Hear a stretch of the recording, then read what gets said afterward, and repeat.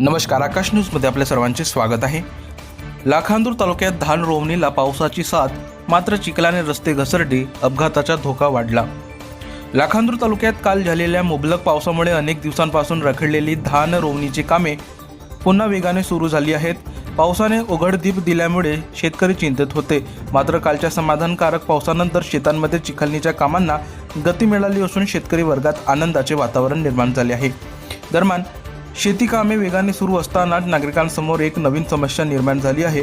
चिखलणी करणारे ट्रॅक्टर शेतातून बाहेर पडताना त्यांच्या चाकांना मोठ्या प्रमाणात चिखल चिकटलेला असतो। हे ट्रॅक्टर गावातील व मुख्य रस्त्यांवरून धावत असताना तो चिखल रस्त्यावर पडत असल्याने अनेक ठिकाणी रस्ते घसरडे झाले आहेत। रस्त्यावर साचलेल्या चिखलामुळे दुचाकीस्वार, पादचारी तसेच चारचाकी वाहन चालकांना मोठ्या अडचणींचा सामना करावा लागत आहे। विशेषतः दुचाकीवरून घसरून अपघात होण्याची शक्यता वाढली असून शाळकरी विद्यार्थ्यांनाही याच रस्त्यांवरून ये-जा करावी लागत असल्याने त्यांच्या सुरक्षतेचा प्रश्न निर्माण झाला आहे।